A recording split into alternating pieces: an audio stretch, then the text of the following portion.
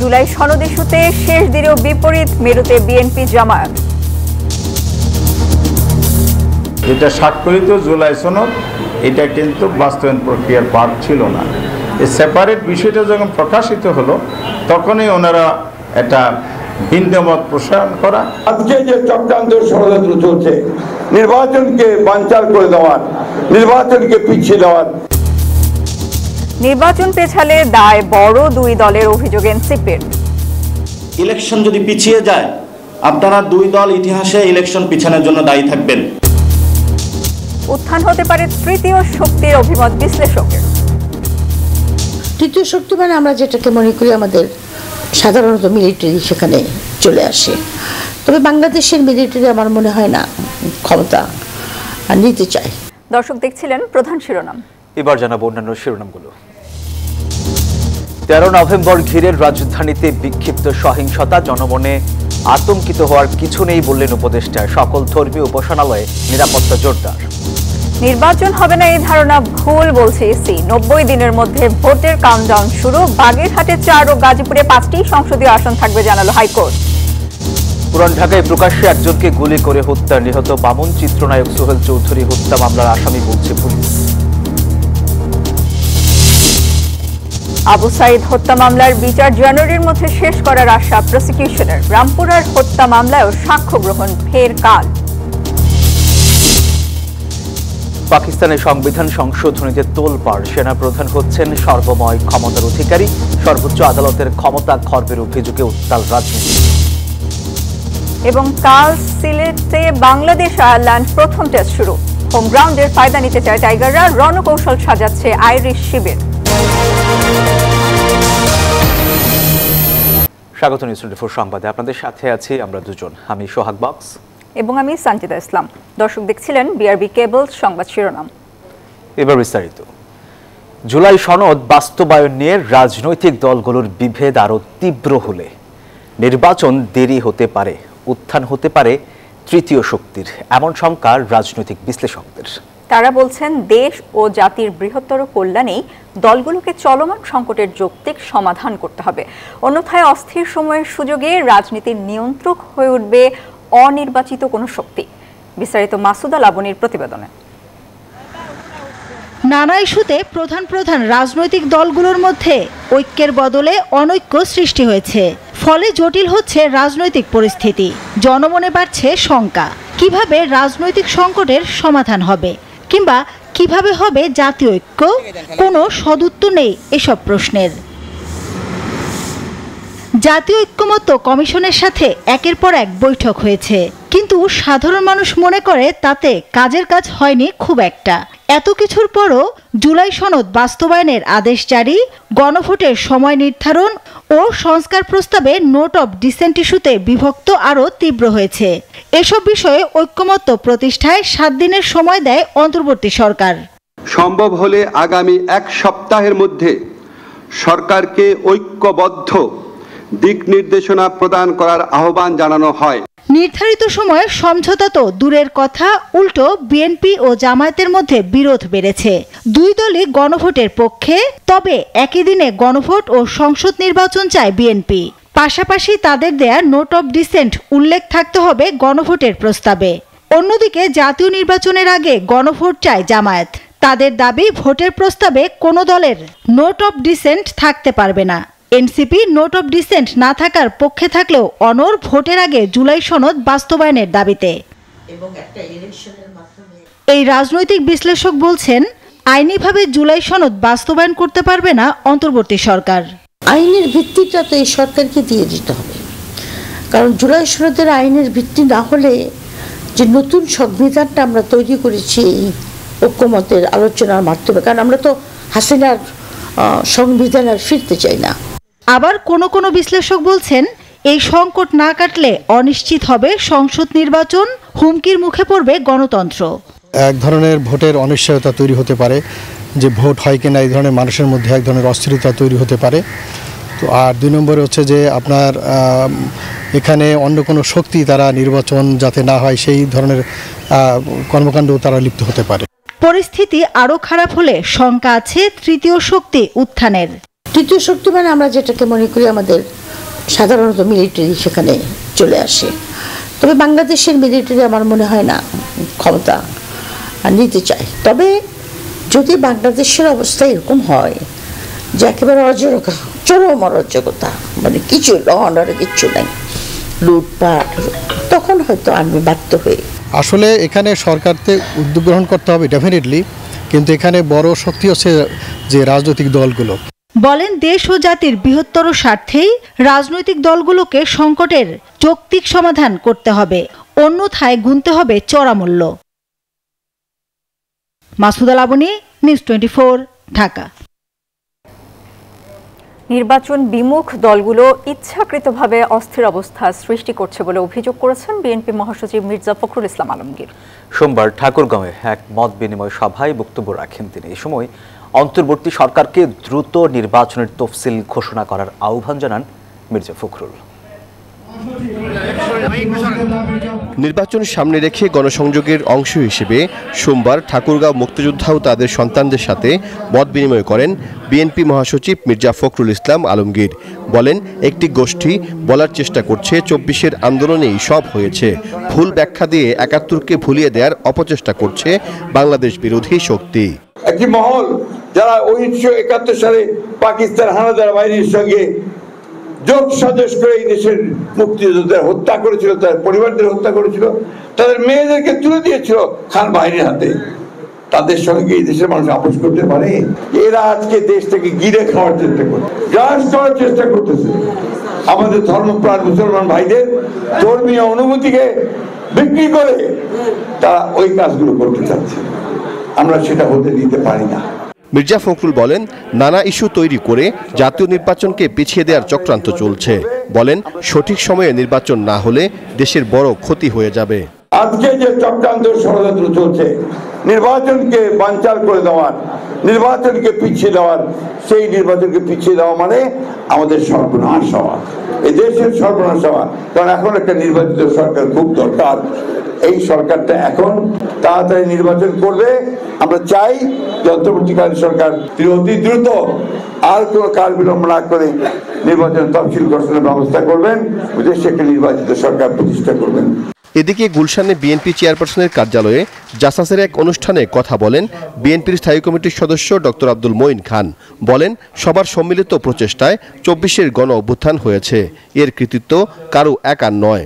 দীর্ঘ 16 বছর বাংলাদেশের মানুষের যে বঞ্চনা, বাংলাদেশের মানুষের যে অধিকার যেটা লঙ্ঘিত হয়েছিল, গুম হয়েছিল, খুন হয়েছিল, জুলুম হয়েছিল, মিথ্যা মামলা, হামলা হয়েছিল, বিএনপির কর্মীরা ঘরে থাকতে পারেনি, গ্রামে গঞ্জে তারা ধান খেতে গিয়ে তাতে ঘুমিয়েছে, এমন পরিস্থিতি গিয়েছে। অর্থনীতির পাশাপাশি সাংস্কৃতিক মুক্তি ছাড়া কোনো জাতি এগিয়ে যেতে পারে না বলেও মন্তব্য করেন ডক্টর মঈন খান। তিনি অবশ্যম্ভাবী। সাইফুল ইসলাম, নিউজ 24, ঢাকা।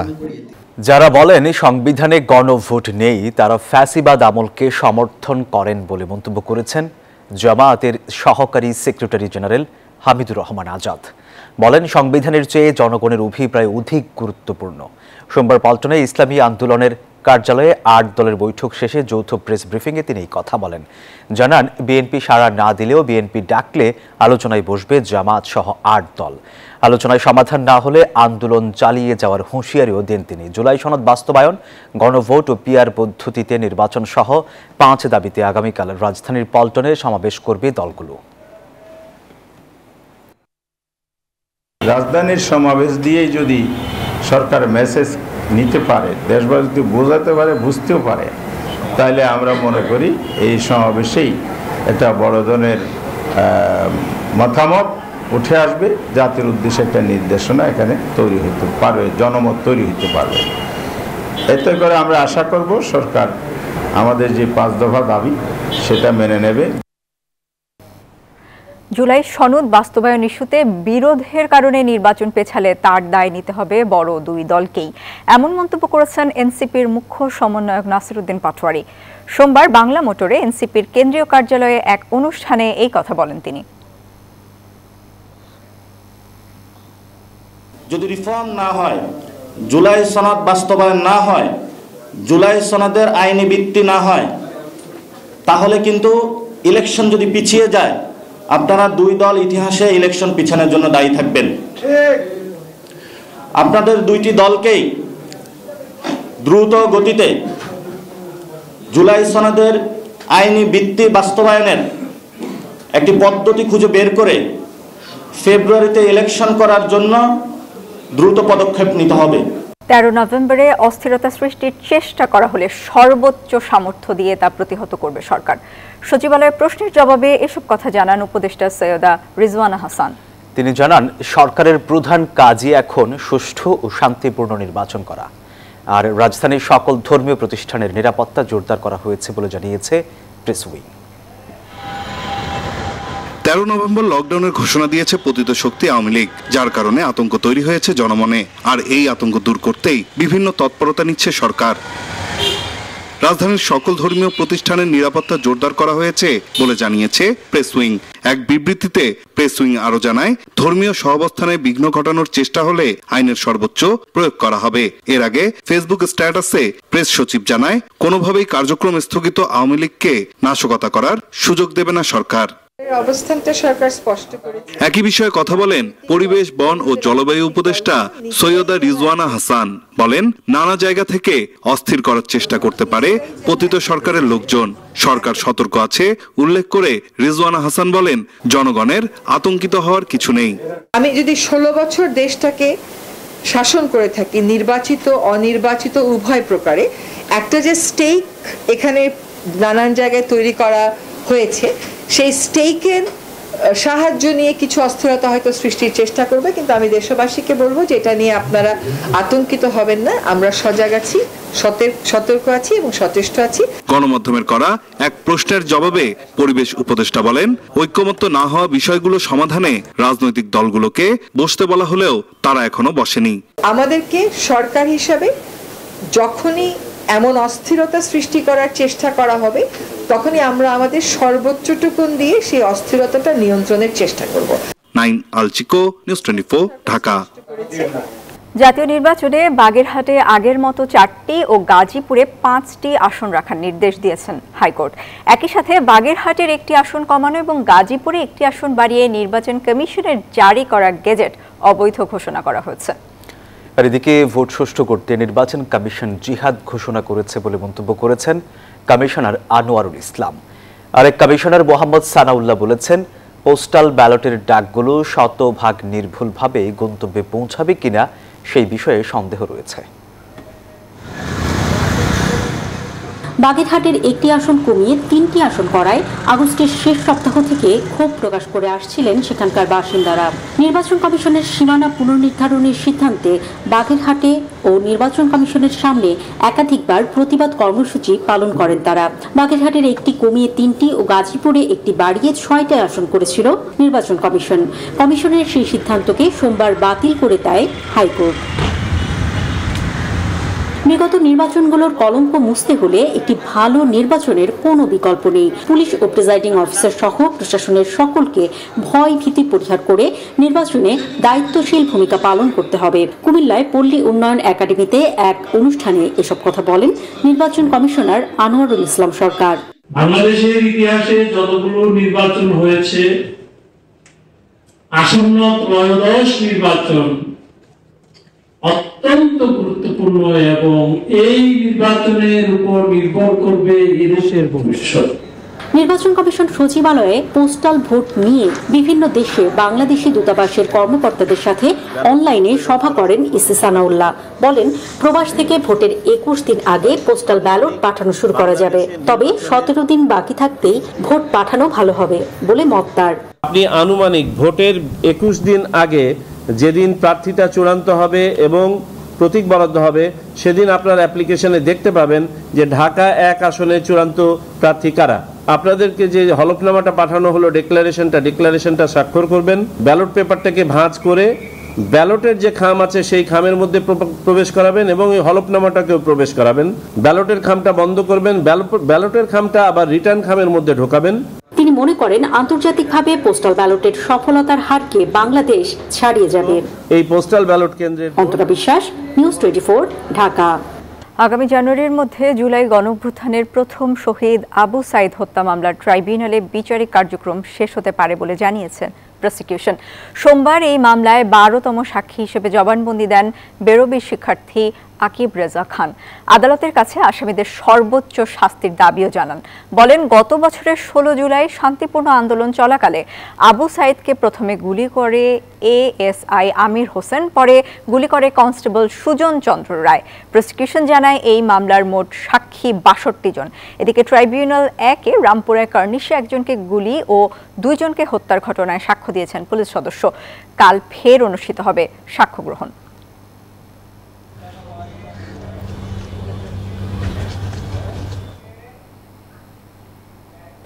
বাংলাদেশের ই-কমার্স খাত বর্তমানে দেশের অর্থনীতির সবচেয়ে গতিশীল অংশগুলোর মধ্যে অন্যতম। প্রযুক্তির দ্রুত প্রসার এবং ভোক্তাদের পরিবর্তিত চাহিদার সঙ্গে সামঞ্জস্য রেখে অনলাইন কেনাকাটার জগতে নতুন মাত্রা যোগ করেছে দারাজ বাংলাদেশ, যার ধারাবাহিকতায় আজ রাত থেকে শুরু হচ্ছে দারাজ 11-11 ইভেন্ট। বিস্তারিত জানাচ্ছেন সামিয়া মাহতাব রোজা। টাকার গেম খেলতে কিন্তু ভুলেন না। 10 নভেম্বর ঠিক রাত 8টায় পর্দা উঠতে যাচ্ছে বছরের সবচেয়ে বড় ও প্রতীক্ষিত অনলাইন শপিং উৎসব দারাজ 11-11। দ্য রিয়েল বস স্লোগানে বছরের সবচেয়ে বড় সেল, যার উৎসব চলবে টানা 21 নভেম্বর পর্যন্ত। অষ্টমবারের মতো আয়োজিত এই উদযাপনে ছাড়ের বন্যা বইছে। মেগা ডিলস ও ফ্ল্যাশ সেলে গ্রাহকদের জন্য এই 11 দিনের ক্যাম্পেইনে থাকছে অবিশ্বাস্য মূল্য হ্রাসের সুযোগ, যা বছরের অন্য কোনো সময় পাওয়া যায় না। ক্রেতারা ফ্ল্যাশ সেল এবং মেগা ডিলসে উপভোগ করতে পারবেন সর্বোচ্চ 80% পর্যন্ত ছাড়। পাশাপাশি হট ডিলসে থাকছে বিভিন্ন জনপ্রিয় পণ্যের উপর 75% পর্যন্ত ছাড়ের বিশেষ ব্যবস্থা। সবার অপেক্ষার বেলা শেষ করে আজ রাত 8টায় শুরু হচ্ছে আমাদের 11-11 ক্যাম্পেইন। আমরা জানি যে আপনারা সবাই অপেক্ষা করেন 11-11 এর জন্য। এই 11-11 কিন্তু সবাই সারা বছরের শপিং অনেক সময় দেখা যায় যে করে ফেলে, আর ফ্রি ডেলিভারি তো আছেই। আপনারা সবাই প্ল্যান করে আমাদের এই ক্যাম্পেইনে পার্টিসিপেট করেন। আমি বলবো যে সারা বছরে আপনার অনেক শখের জিনিস থাকে যেটা কেনার জন্য আপনি অপেক্ষা করেন, এই ক্যাম্পেইন থেকে সেটা কেনেন। মাত্র 11 টাকা ডিলের মতো ব্যতিক্রমী অফারও থাকছে, যা সীমিত সময়ের জন্য পাওয়া যাবে। 1 টাকা গেম ও মেগা প্রাইস শুধুমাত্র ছাড় নয়, এই উৎসবকে আরো আকর্ষণীয় করে তুলতে দারাজ নিয়ে এসেছে রোমাঞ্চকর গেমিং প্রতিযোগিতা। জনপ্রিয় 1 টাকা গেমে যে কেউ বিনামূল্যে অংশগ্রহণ করতে পারবেন এবং জিতে নিতে পারবেন চোখ ধাঁধানো সব পুরস্কার। আমাদের 1 টাকার গেমটা অলরেডি চালু হয়ে গেছে, সবাই পার্টিসিপেট করুন, কারণ এটাতে প্রথম পুরস্কার থাকছে রয়্যাল এনফিল্ড মোটর বাইক, দ্বিতীয় পুরস্কার থাকছে couple trip to Sri Lanka with stay, এবং থার্ড পুরস্কার থাকছে রিভো ই বাইক। তাছাড়া ডিফারেন্ট ডিলগুলো তো থাকছেই, 11 টাকা, 111 টাকা, 1111 টাকা। সো এরকম ডিফারেন্ট ডিলগুলোতে আপনারা কিন্তু টিভি, ফ্রিজ, গিজার থেকে শুরু করে ফার্নিচার অনেক কিছুই পাবেন। দারাজ কর্তৃপক্ষ আশা করছে 11-11 ক্যাম্পেইনটি ক্রেতাদের কেনাকাটার আনন্দে নতুন মাত্রা যোগ করবে এবং দেশের ই-কমার্স শিল্পে একটি নতুন বিক্রয় রেকর্ড গড়তে সক্ষম হবে। সামিয়া মাহতাব রোজা, নিউজ 24, ঢাকা। এবারে জেডএসআরএম নির্বাচনের পথে।